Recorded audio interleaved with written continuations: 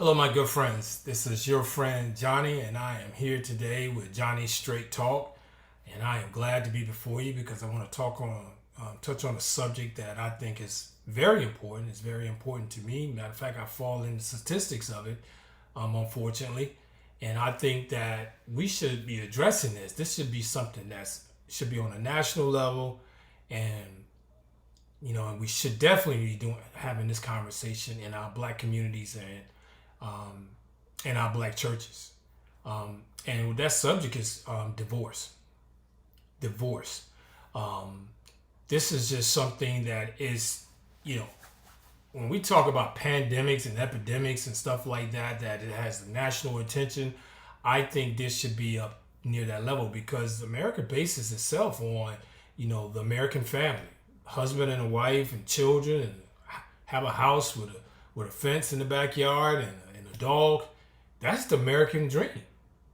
But when I'm going to read off some statistics to you that you should be alarmed at where we are as an American society with our marriages and our divorces.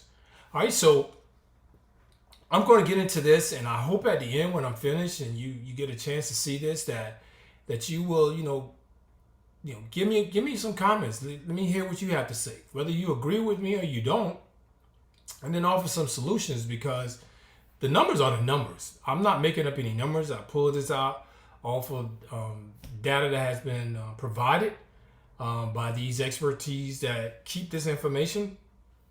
I'm only providing you the data. I'm just giving you my opinion on something, but my opinion doesn't mean it's right or wrong. But I want to hear from you because this is just something that I think we need to address. So I'm just going to get right into the statistics.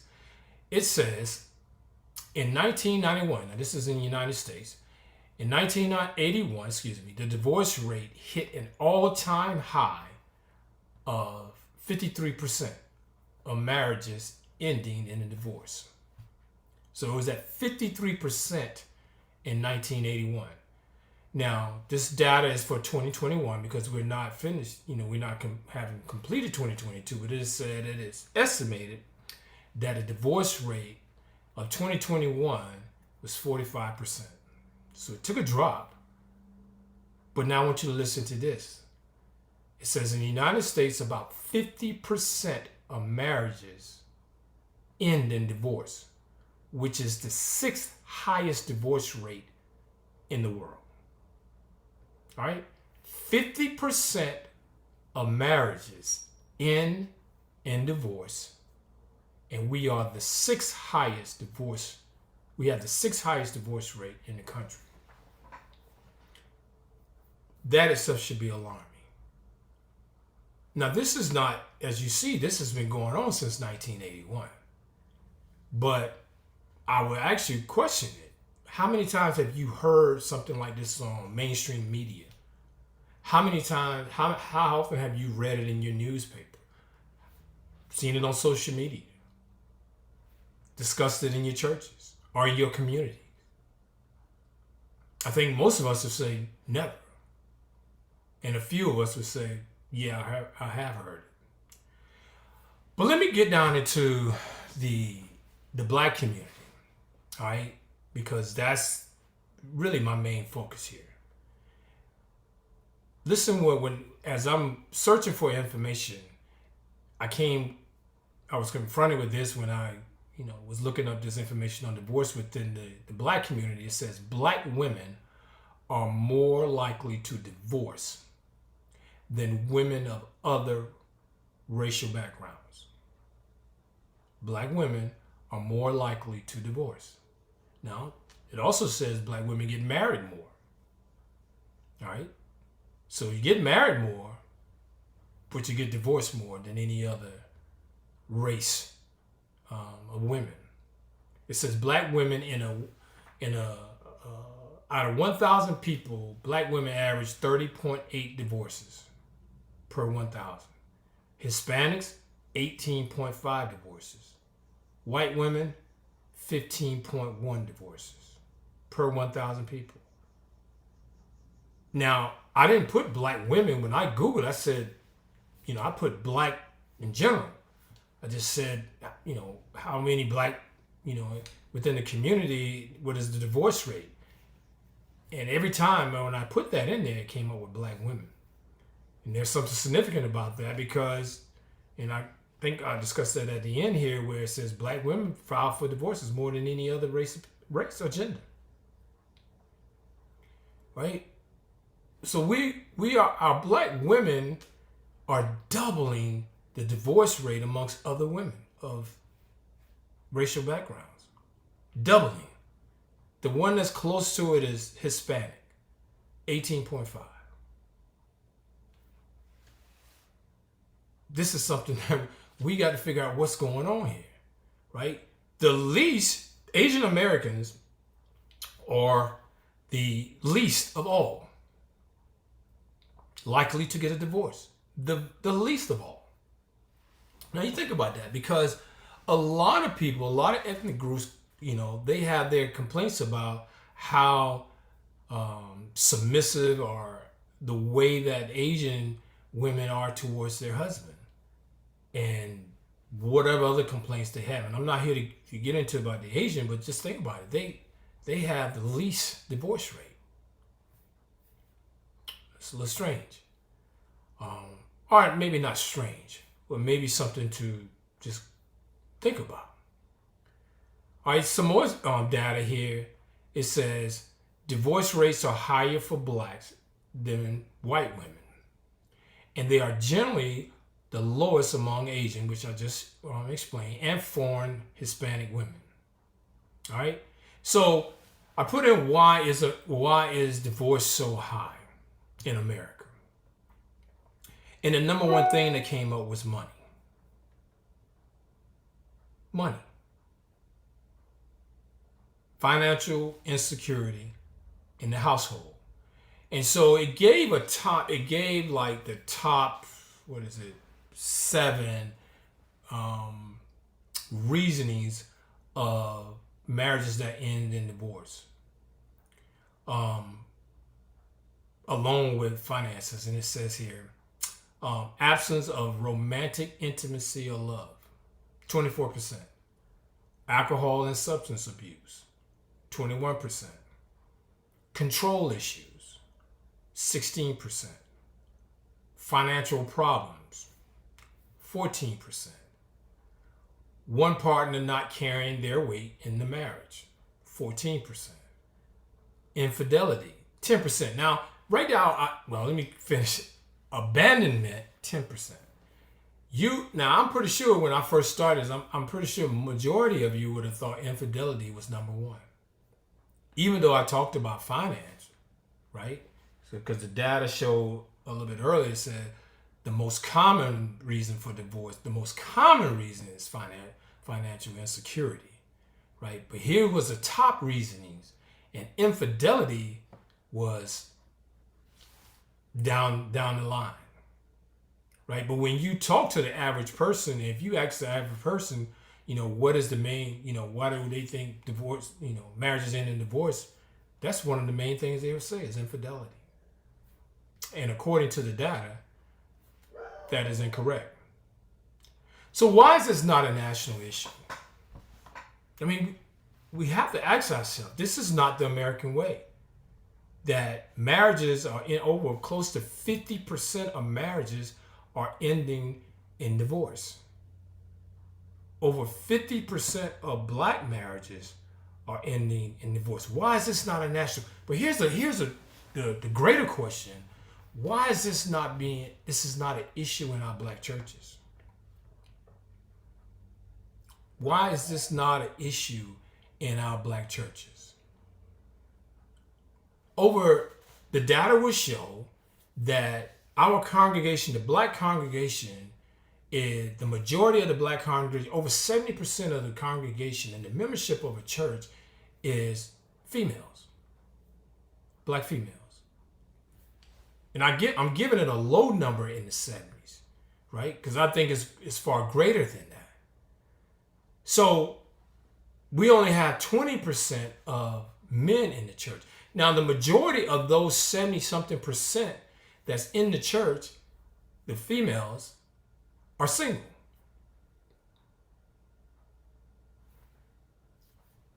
So why is this not being addressed? Because everything that I just named, when I named the top reasonings of divorce, the absence of romantic intimacy and love, alcohol and substance abuse, control issue, financial problems, one partner not carrying out their weight in the marriage, infidelity, abandonment, all of that can be addressed in the church. But why isn't it? Why is it not being addressed? Where are men? Why aren't more men in the church? Right? I would challenge any pastor or church leader to, whether you do it at the beginning of the service or maybe at the end of the service, because let's just say at the end of the service, to ask everyone that has been affected by divorce, whether it's their parents or they have went through a divorce or they're going through a divorce, or they have been divorced before, to stand. I will challenge any pastor to do that in his in the church. Ask all that has been affected by divorce, whether it's been by their parents being divorced, they have went through a divorce, they're currently going through a divorce, to stand. And that itself would tell you what needs to be addressed. Because this is a problem within that's tearing our black community apart. How can we, as a community of people, know, maybe we don't know this, but ignorance is not an excuse that you don't know, right? Those that are in leadership positions should be researching this stuff, because I'm assuming you're part of marriage counselings and stuff like that. That over 50% of marriages are ending in divorce within our community. This has to be addressed. And where can it be addressed? Well, over 75% before the pandemic, over 75% of black people attended church on a regular basis on every Sunday. This is where we are. This is where we are. This is where it needs to be discussed. You have a captured audience. Now here, I'm not sitting here trying to tell pastors what to do. Right? I'm not. That's not what I'm trying to do here, and that's not my goal here, and that's not my my charge. But I am saying we have a captured audience here to deal with this. The church is a part of the community. Right? So what can we do? So here's some solutions. Here's my thoughts on this.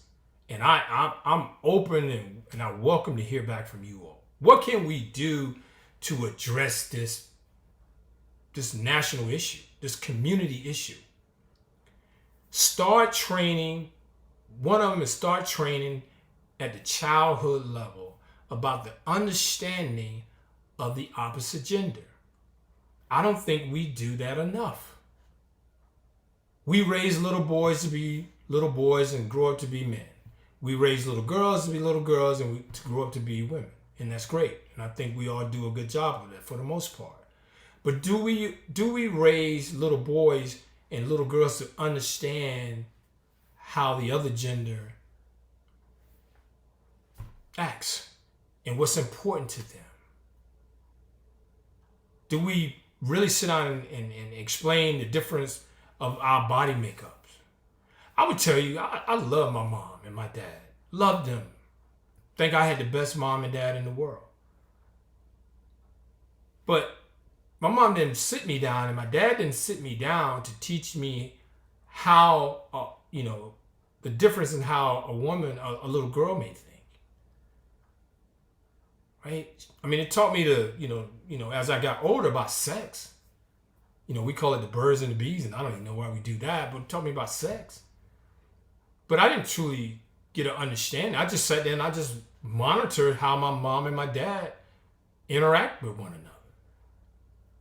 And as I got older, I started kind of questioning, why does my mom act this way? Why is she so emotional about that? Because I just didn't know. So what I'm saying is we can start at that age. If we start at a younger age and start teaching, then maybe we will have a better understanding of one another as we grow older. And not trying to figure it out, because too often we're trying to figure it out once we get married. And man, that becomes a task. Been there, done that. Right? So it's another thing. Raise both the little girl and the boy the same when speaking of the importance of marriage and family. Or what do I mean by that?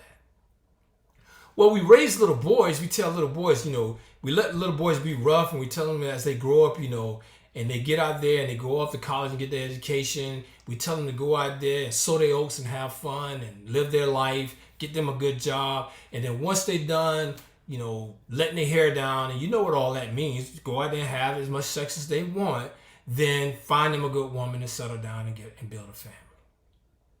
Well, we don't raise little girls like that. We don't tell little girls to go out there and sow their oats. That's not the society we live in. We tell little girls, go out there, grow up, get your education. Once you get your education, get you a job, get you a good job, and then find you a good man and settle down. It used to not even be education. It just used to be just get out there and get you a job and find you a good man. But now education is very high on the one of the responsibilities that we now hold our little girls and our young women to, and they're doing a great job, because I talked to you by saying that they're leading the genders, all genders, male and females, as far as education, higher education. But we need to do the same. We need to raise them the same. We need to raise our young men and making them understand the importance of being married and the importance of having a family, and letting that be one of the priorities, and not go out there and once you tired and you done, then get married. Because the weight is not the same now. Another thing, don't argue or discuss your problems in front of the kids. Man, you would think that would be 101. Just marriage 101. But some of us have a serious problem with that. That you cannot even take out time to go into your bedroom or go outside, go get in the car, go off somewhere, tell the kids to go outside and have your discussion. But many of us will sit and have these discussions in front of our children, in front of the children, and our children are learning from this. And usually they pick up the negative behavior from it. And they act out when they're amongst their peers. Right? Dating counseling. For the most part, we wait until someone says they're getting ready to get married before they even get counseling. If they even get counseling. I'm not a betting guy, but if I was, I would bet that over 50% of people that's going to get married don't receive any counseling. And then who's giving the counseling? Because some that's giving the counseling have their own issues. Right, so we need to start at the dating counseling. We need to start with dating counseling, teaching young men and young women how to deal with one another, how to interact with one another, how to compromise, right? Because so oftentimes it will be one way, because, hey, I do it, whatever you want to do, whatever you want to do, whatever you want to do. But then when you get married, I don't want to do whatever you want to do. I want to do what I want to do now. Things change. Nevertheless, I'm saying I suggest that we have dating counseling just as well as marriage counseling, and have some real serious marriage counseling. Another thing I would say, stop ridiculing people or pointing at people that get a divorce just because you're married 30, 40, 50, 60 years. But you and your spouse are not even communicating at home. I had a good friend tell me this, that she got ridiculed by a senior relative. I'll just put it that way. And he was a preacher. He was a pastor, and he taught against marriage, even though in her situation it was an abusive marriage that she tried and it just didn't work out. But he bragged about his marriage, and come to find out, for over 20 plus years, him and his wife didn't share the same bedroom, nor were they speaking that much to each other inside the house. So what I'm saying is, I'm not here to say if divorce is right or wrong according to the Bible. That's not what I'm here for. And I don't mind having that discussion if you want to put that in the comments. But we don't need to ridicule people about it. If they got out of the marriage, that's something they're going to have to deal with God. All right? But because sometimes people do not want to come and talk to somebody if they're going to be ridiculed and being told, hey, although you're getting beaten every day or every other day, you still need to stay into this marriage, or you being abused one way or the other. How about having, I suggest that we have marriage seminars at the church, or have a serious marriage ministry that addresses real world things and not just flower this thing up about being married. Address real stuff that affects marriages, right?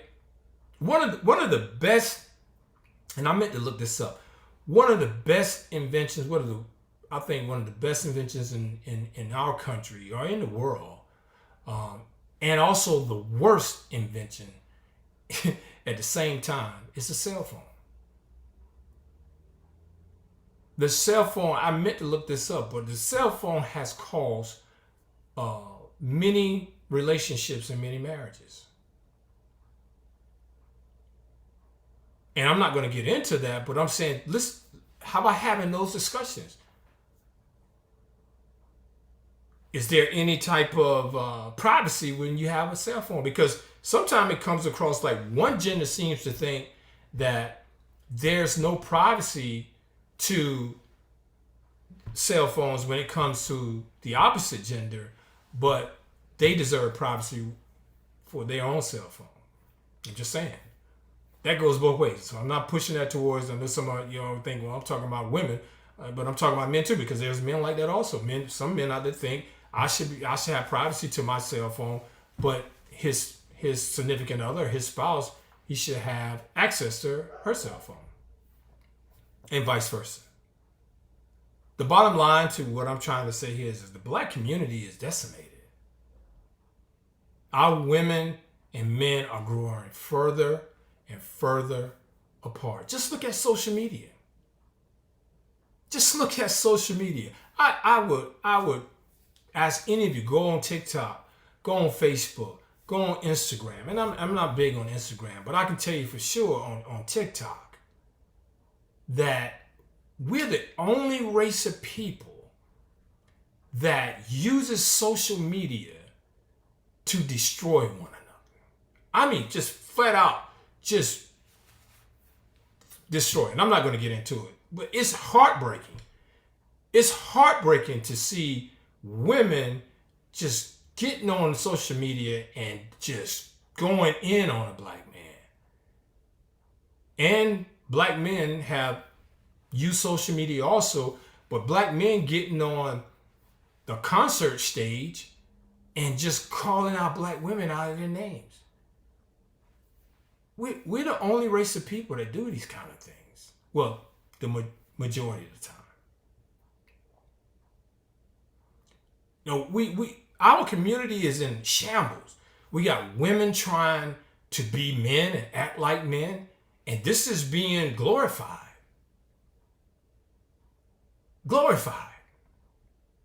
We got men trying to act like women or be women, and it's being glorified.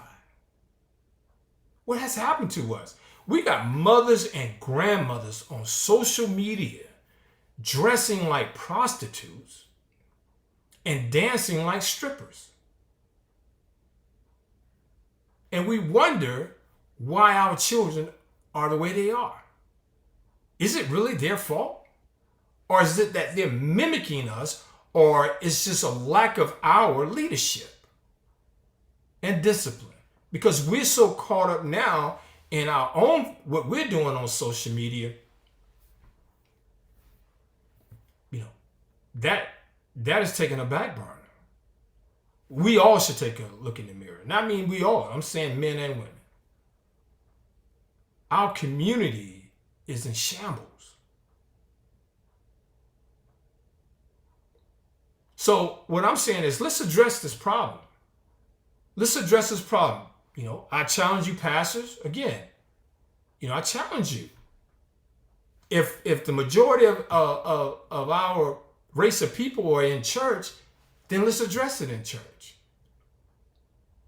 And if for some reason, you just don't want to do that, then I guess we need to find somewhere in the community center, in our neighborhoods, maybe the barbershops, maybe the hair salons, or even on social media. Take social media and use it to try to fight this.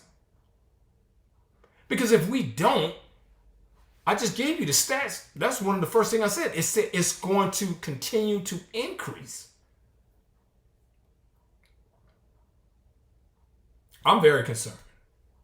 I'm embarrassed to say this, but I'm a part of the statistics. I have a divorce. I've been divorced. And I'm embarrassed to say it. When I have to fill out something, or when somebody asks me, if I've ever been divorced, and I have to say yes. It's embarrassing.